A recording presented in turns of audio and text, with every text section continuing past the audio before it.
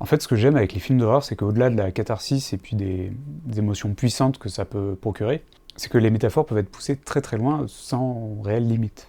Clap. Abdou, va falloir que tu me rendes mon clap. Bon, faut qu'on parle du film Huesera. C'est le premier long métrage de la réalisatrice mexicaine Michelle Garza Cervera. Il est sorti en 2022.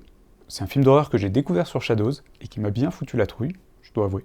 Oui, parce que j'aime bien les films d'horreur, mais j'aime bien quand ça fait peur. Mais bon, j'ai quand même peur. Et puis des fois, je suis un petit peu comme ça, ou alors si je regarde sur mon ordi, je le recule. En fait, ce qui m'a beaucoup plu dans ce film, c'est les choix de mise en scène qui est pleine d'allégories, mais aussi la photographie. Alors, qu'est-ce qui se passe dans Huesera ? Eh ben, on suit Valeria, qui est jouée par Natalia Solian, et qui subit la pression sociale et familiale de faire un enfant.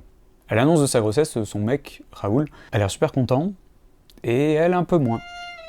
Et à partir de là, elle va ressentir des choses un peu bizarres, avoir ses os qui craquent, elle va voir des sortes de démons et avoir des visions horrifiques qui vont pas être très agréables pour elle.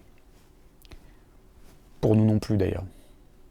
Alors ces dernières années, on a un petit peu mieux communiqué sur la dépression postpartum, qu'on appelait avant baby blues, ce qui minimisait un petit peu les symptômes et la maladie. Le baby blues, ça existe, mais il faut pas confondre les deux.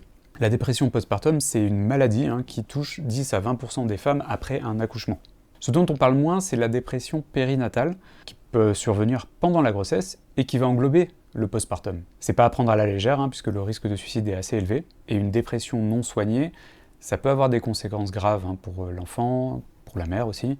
Alors quoi faire en cas de dépression périnatale ? D'abord, faut pas rester seul. Faut parler de ce qu'on ressent à ses proches, son conjoint, sa famille, et puis son médecin. Faut pas hésiter non plus à en parler à son pharmacien ou sa pharmacienne lors de l'entretien dédié à la grossesse. Et son but, c'est d'évoquer la prise de médicaments pendant la grossesse, parler de vaccination, mais aussi répondre aux questionnements ou à défaut orienter vers le bon professionnel. Alors comment on va traiter une dépression périnatale ? D'abord, la première intention, c'est des traitements non médicamenteux. Donc ça va être une activité physique adaptée, une bonne hygiène alimentaire, de la relaxation, la prise en compte des besoins avec une aide à la parentalité, et puis une psychothérapie si ça suffit pas. Dans Huesera, Valeria va de moins en moins bien, les expériences horrifiques se multiplient, alors que sa grossesse avance. Elle consulte son gynéco, emmené par son Raoul et sa belle-mère, et le médecin lui prescrit un médicament antidépresseur, le citalopram. Alors là, j'ai fait pause, parce qu'en tant que professionnel de santé, on a un réflexe de prudence quand il s'agit de donner des médicaments à une femme enceinte. Oui, parce que la liste des médocs à prescrire pendant une grossesse, elle est longue. Et il existe un outil pour les professionnels de santé, mais aussi pour le grand public, qui s'appelle le CRAT, le Centre de référence des agents tératogènes. Qu'est-ce que ça veut dire ? Ça veut juste dire une molécule qui peut avoir un effet de malformation sur le fœtus. Et le CRAT, c'est un organisme public, et c'est plein de références sur les médicaments pendant la grossesse ou l'allaitement. Alors comment ça fonctionne le citalopram ? Il fait partie d'une catégorie d'antidépresseurs appelée inhibiteur sélectif de la recapture de la sérotonine. Partez pas, je vais essayer de faire simple. Dans le cerveau, la sérotonine, c'est une molécule qui permet d'équilibrer l'humeur. Elle est naturellement régulée par les neurones entre stockage ou recapture et libération.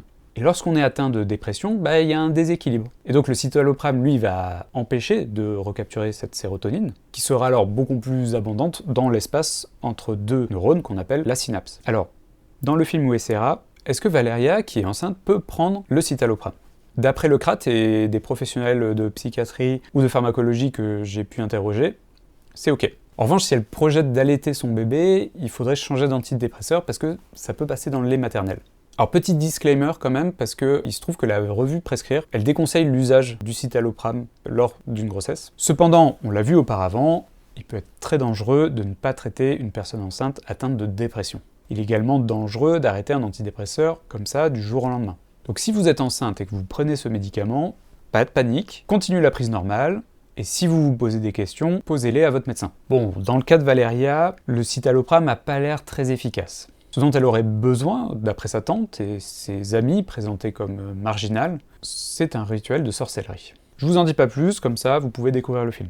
Alors j'ai abordé la dépression périnatale à travers Huesera, mais comme je l'ai dit précédemment, il regorge d'allégories, et il puise dans des croyances et le folklore mexicain. Le tout pour parler de la place des femmes dans un environnement qui les pousse à jouer un rôle dès leur naissance, et qui se retrouvent jugées, voire rejetées, pour le peu qu'elles veuillent sortir de cette case. Valeria, elle voit ainsi dans ce film son identité fracturée.